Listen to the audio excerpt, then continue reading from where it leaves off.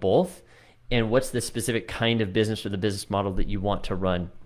So, if SEO deals are not a core part of your business and it's something that's more kind of like an add-on, I think that makes a very easy decision to go ahead and simply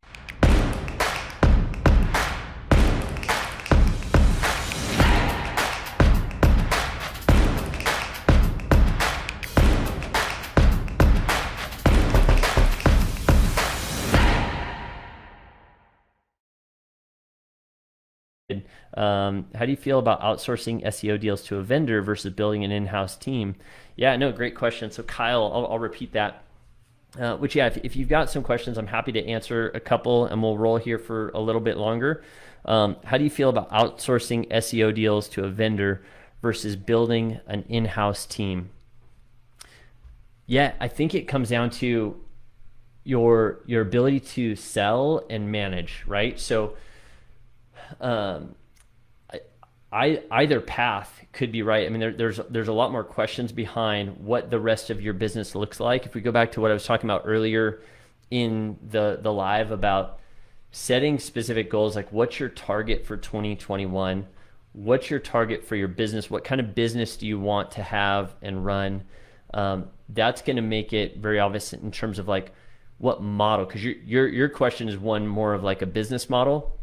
There's plenty out there. I came from a more traditional agency where, yes, we had an outsourced team, but it was very minimal. There's, a handful of developers that would work on pieces of projects for us. Everything else was done in-house in terms of, copy, media buying, creative, sales. The whole thing was done in-house, which also meant very high overhead, especially in Laguna Beach, California, where like cost of living is not cheap, so you got to pay more. It's highly competitive. There's a lot of really great employers, so like finding the best talent, it's kind of one of those things where it's like, I forget who it was that said, I'd never be a member of a club that would accept me or something along that line. So it's like, right, if you've got all these other great companies that are kind of competing, at the same time, that does mean you tend to draw a lot of really good talent as well. So, I guess it's just a matter of looking at what are the pros and cons of both, and what's the specific kind of business or the business model that you want to run. So, if SEO deals are not a core part of your business and it's something that's more kind of like an add-on, I think that makes a very easy decision to go ahead and simply outsource.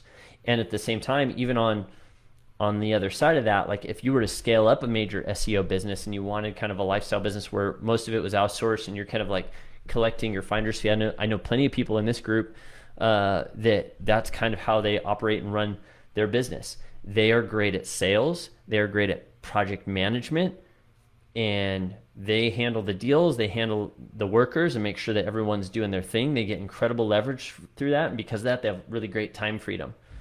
Versus, if you're building an in-house team, maybe that's the thing that you're going to use as your kind of competitive advantage. It was something that we used at StrikePoint, that like, hey, we have a team of 42 people, that are all digital marketer certified, that are in-house, here. And for the kinds of clients that we were working with and that I was going after, like that was a big deal, because it was kind of I guess I would never say like necessarily like there's always other ways to find advantage, but it was one way that we used to find advantage.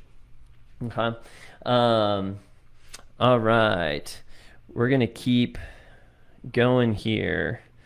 Hopefully, Kyle, hopefully that answers your question. I think it's just a matter of figuring out what kind of business do you want to run, really looking at the business model. You're going to have a lot less cost, but maybe more turnover with an outsourced team, and it depends on how your clients feel about that and your ability to kind of like sell and manage people.